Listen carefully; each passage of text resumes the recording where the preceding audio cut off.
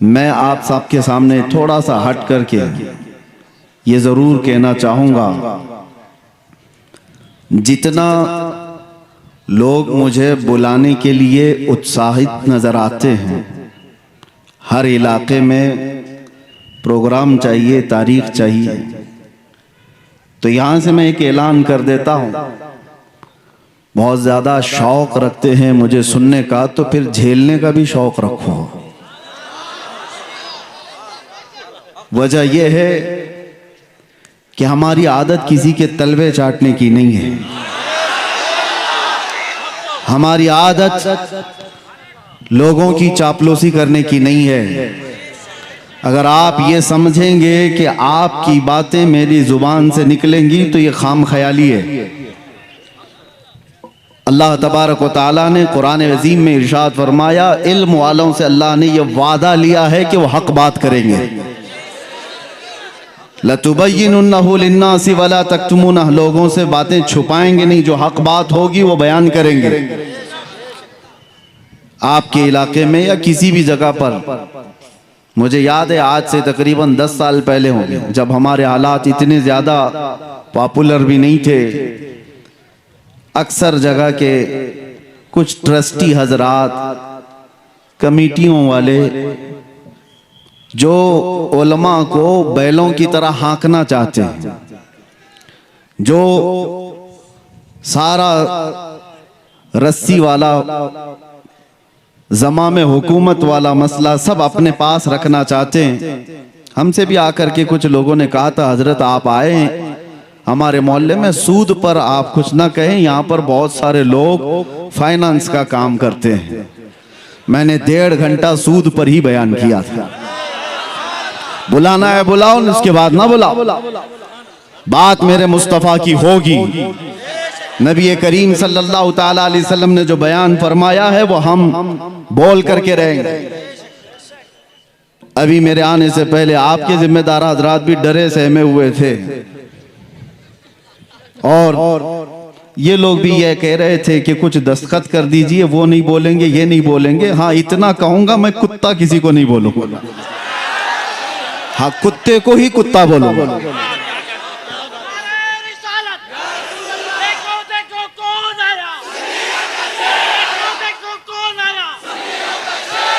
अरे मियाँ, डर इसी बात से लगता है, इस बात से डर लगता है, अगर कुत्ता बहुत ही बुरा होता तो बड़े लोग आज पालते क्यों उसको?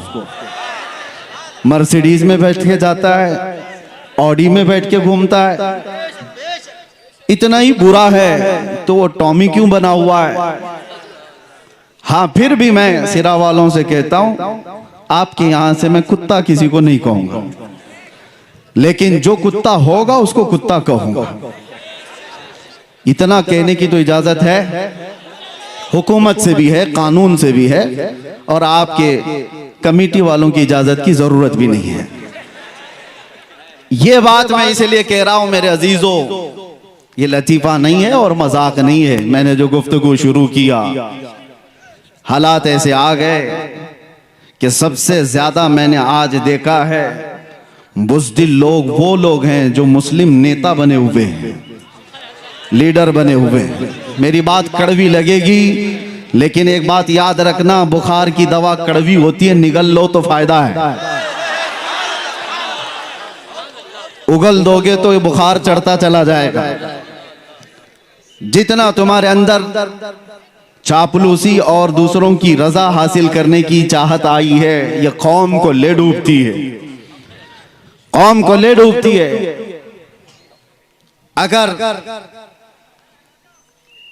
अगर सियासत करना ना आता हो तो इस मैदान में आते क्यों हो?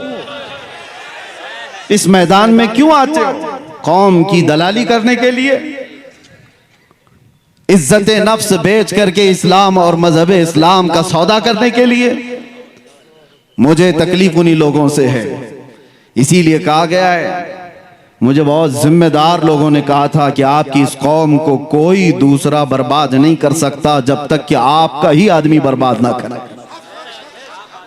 आपका आदमी जब तक ना तोड़े, कोई दूसरी कौम आपको नहीं तोड़ सकती। एक बहुत बड़े ऑफिसर की बात मैं आपके सामने अर्ज कर रहा हूं। और कुरान में भी रब ताला फरमाता है वलन यजअलल्लाहु लिल काफिरीना अलल मुमिनीना सबीला। अल्लाह तबारक व तआला हरगिज़ ईमान वालों पर काफिरों को गलबा नहीं देगा, इल्ला ये कि मगर ये कि मुसलमान ही गद्दार होगा, जमात की दलाली कर रहा होगा, बुज़दिली उसके अंदर आई होगी, वो कौम को बेचने की बातें कर रहा होगा, मुखबिरी कर रहा होगा। आज तो कितने लोग इसी पर अपना गुजर बसर कर रहे हैं, वो टिप्पर बने हुए हैं, मुखबिर बने हुए हैं, कितनों के घर इस पर चल रहे हैं। बाज आ जाओ मेरे अजीजों, खैर उम्मत हो आप। कुरान ने कहा है कुंतुम खैर उम्मतिन उखरिजत लिन्नास, तमाम इंसानों में अल्लाह ने तुम्हें खैर उम्मत बनाया है। तअमुरून बिल मारूफ व तनहौना अनिल मुनकर, तुम अच्छाइयों का हुक्म देने वाले हो, बुराइयों से रोकने वाले हो। तुमने अगर ये जिम्मेदारी छोड़ दी तो एक बात याद रखना, होता क्या है मालूम है? एक मशहूर शेर है, दीवार क्या गिरी मेरे खस्ता मकान की, दीवार क्या गिरी मेरे खस्ता मकान की, लोगों ने आने जाने का रास्ता बना लिया। होता यही है, घर अगर पुराना होकर टूट गया और उसकी देखभाल नहीं की जा रही है तो लोग उसको तो रास्ता समझकर इधर से उधर निकलने लग जाएंगे, घर को भी रास्ता बना लिया जाएगा। यही हाल है आज। हमने मुस्तफा करीम सल्लल्लाहु ताला अलैहि वसल्लम की गुलामी से जो रूगर्दानी कर लिया, हक बयान करना उलमा ने छोड़ दिया है, तो हर कौम ने तुमको अपने निशाने पर उठा रखा है। वजह यही है कि आज हम हर एक के रास्ते पर क्यों आए हुए हैं? क्यों फुटबॉल की तरह से उछाला जाता है, खेला जाता है? वजह यह है कि तुमने अपनी असलियत को भूला दिया है। कुरान तुम्हारी असलियत क्या बता रहा है? तअमुरून बिल मारूफ व तनहौना अनिल मुनकर, तुम अच्छाइयों का हुक्म देने वाले हो, बुराइयों से रोकने वाले हो। कितने बच्चे ऐसे हैं इसमें जो अच्छाइयों का हुक्म देने का काम कर रहे हैं, बुराइयों से रोकने वाला काम कर रहे हैं। किसी को किसी की आज नहीं पड़ी। 24 घंटे बच्चा नशे में घूम रहा हो, पड़ोस में देखने वाले भी देखकर उसको हंस करके चले जाते हैं। एक बात याद रखना, मोहल्ले में एक जानी होता है तो पूरे मोहल्ले से बरकत उठ जाती है, पूरे मोहल्ले से। दूसरे इबादत गुजार भी होते होंगे। एक बात एक हदीस में है, जिब्राइल अमीन अलैहिस्सलाम को हुक्म हुआ था कि एक बस्ती को तबाह कर दो, ये बहुत नाफरमान है।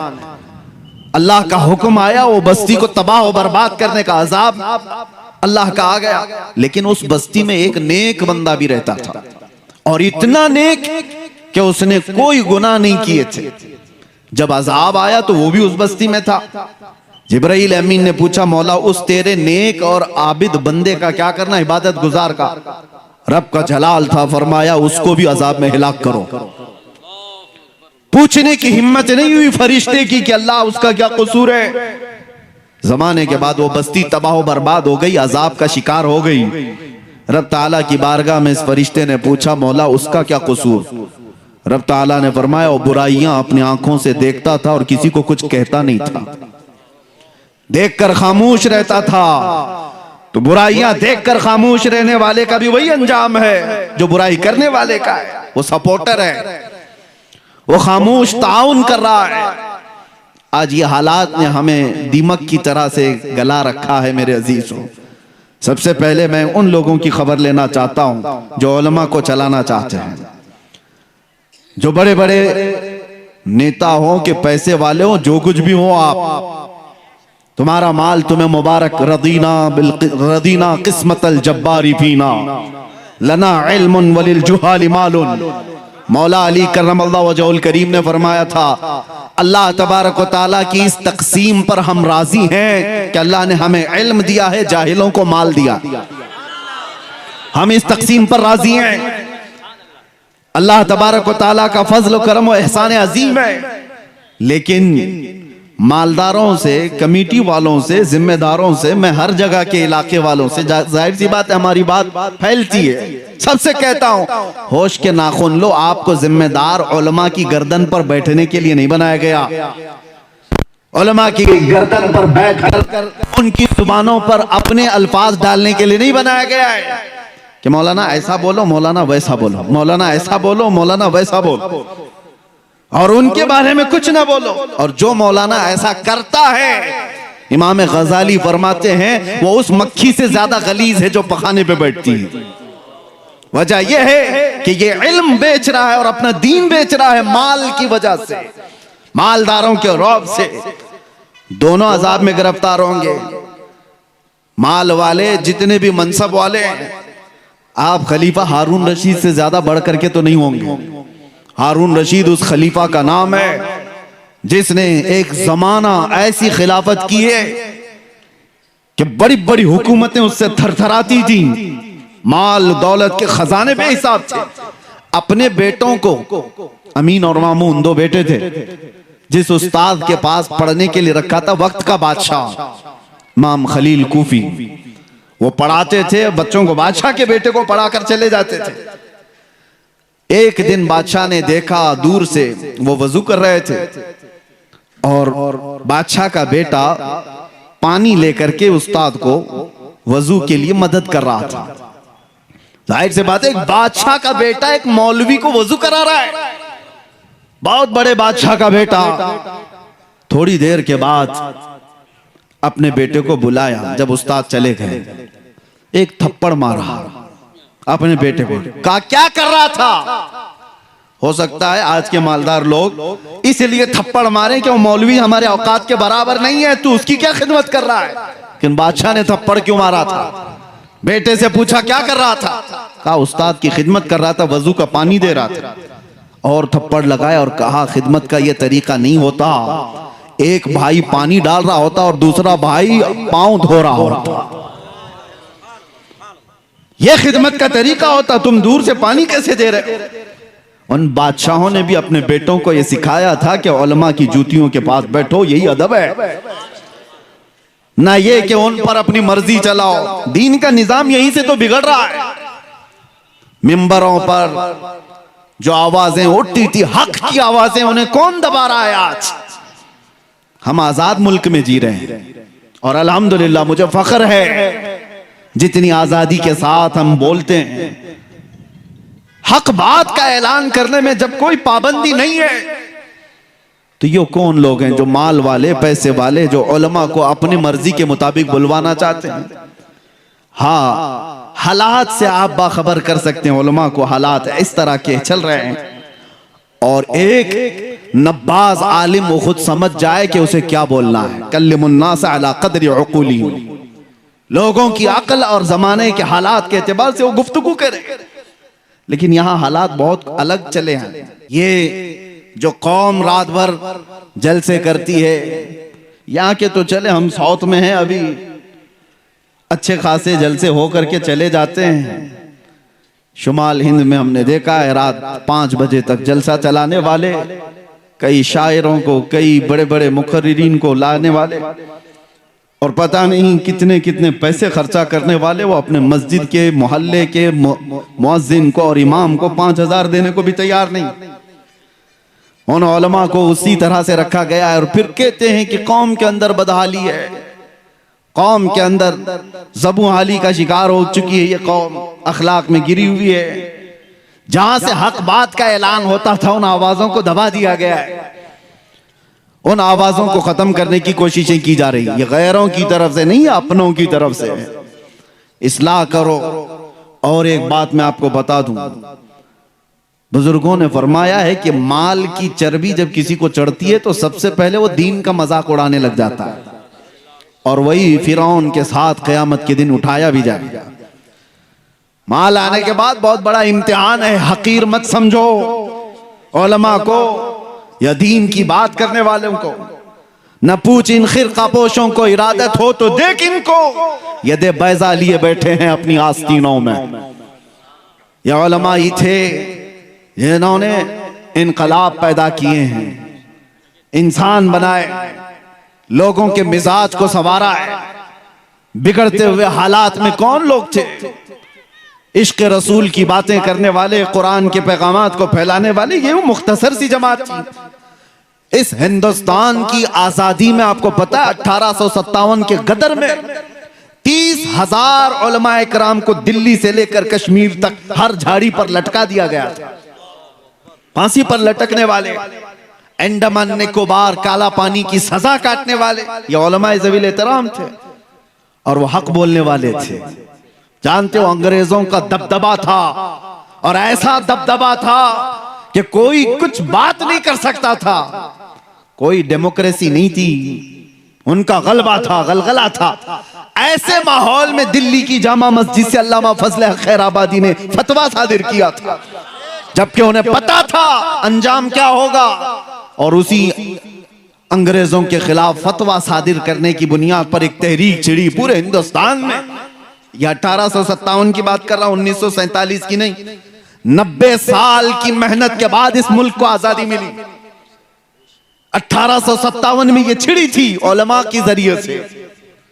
उलमाए ज़वील एहतराम ने जब अंग्रेजों के खिलाफ यह फतवा दिया था और कौम के अंदर बेदारी लाई थी, उसकी सजा उनको क्या दी गई है पता है? अल्लामा फजल हक खैराबादी आम आलिम की बात नहीं है, आला हजरत भी जिनका अदब किया करते थे, वो फजल हक खैराबादी काला पानी की सजा काटते काटते जेल में इंतकाल कर गए। आज भी उनका मजार अंडमान निकोबार में है। किस चीज की उनको सजा दी गई थी? हक बोलने की। और उनको सजा दे दी गई तो क्या दूसरा डर करके खामोश हो गया? उसी जमाने में किफायत अली काफी, किफायत अली काफी को मुरादाबाद में 3000 अंग्रेजों ने गिरफ्तार किया था। 8 दिन तक उनके जिस्म पर इस्त्री चलाते थे, गरम इस्त्री, और जब चमड़ी जलती थी तो उस पर नमक छिड़कते थे। 8 दिन तक उस आलिम बाअमल ने मुसीबतें बर्दाश्त की। 8 दिन के बाद अंग्रेजों ने फिर से कहा, बाज आ जाओ अपनी बातों से, जो कौम को तुम उठाते हो इससे बाज आ जाओ, हम मनसब दे देंगे, अपनी हुकूमत में कोई ओहदा दे देंगे। किफायत अली काफी ने कहा था, मेरा दीन इतना सस्ता नहीं है कि तुम्हारे टुकड़ों पर मैं बेच दूं। इस पादाश में किफायत अली काफी को मुरादाबाद के चौराहे पर खड़ा करके फांसी पर लटका दिया गया था। फांसी पर लटकाना ये सुनने में आसान लग रहा होगा, मजमा जमा था एक ऐसे आलिम दीन को जिसके हजारों लोग सुनने वाले थे। अंग्रेजों ने गिरफ्तार करके फांसी पर सूली पर चढ़ाना चाहा। रिवायात पढ़ करके देखो मेरे अजीजों, रोंगटे खड़े हो जाते हैं। मैंने पढ़ा है, अरे फांसी पर जाने वाले की हालत क्या होनी चाहिए? जिस्म के अंदर थरथराहट हो, चेहरा पीला पड़ गया हो। नहीं, किफायत अली काफी को देखते हुए लोगों ने कहा, न माथे पे शिकन है और न जिस्म पर कोई हरकत है। मुस्कुराता हुआ वो फंदे की तरफ जा रहा है, इसलिए कि उसे पता है कसूर कुछ नहीं है, मेरा कसूर कुछ नहीं है। वो फंदे की तरफ जा रहा है। फांसी तो बहुत सारे लोगों को दी जाती है, आज भी दी जाती है दुनिया में। उनसे भी आखिरी ख्वाहिशें पूछी जाती हैं, और फांसी पर चढ़ने वाला आखिरी ख्वाहिश कुछ भी बताता है कि मुझे कुछ बिरयानी खाना है, चाय पीना है, बीवी बच्चों से मिलना है, आखिरी बार माँ को देखना है, औलाद को नसीहत करना है, आखिरी ख्वाहिशें होती हैं। उस आलिम बरहक किफायत अली काफी से अंग्रेजों ने पूछा था, हम अपने उसूल के मुताबिक पूछते हैं, कोई आखिरी ख्वाहिश? उस मर्द कलंदर ने कहा था, एक ही ख्वाहिश है कि लटकने से पहले एक बार नाते मुस्तफा पढ़ दो। फिर कहा था, कोई गुल बाकी रहेगा ना चमन रह जाएगा, पर रसूलुल्लाह का दीने हसन रह जाएगा।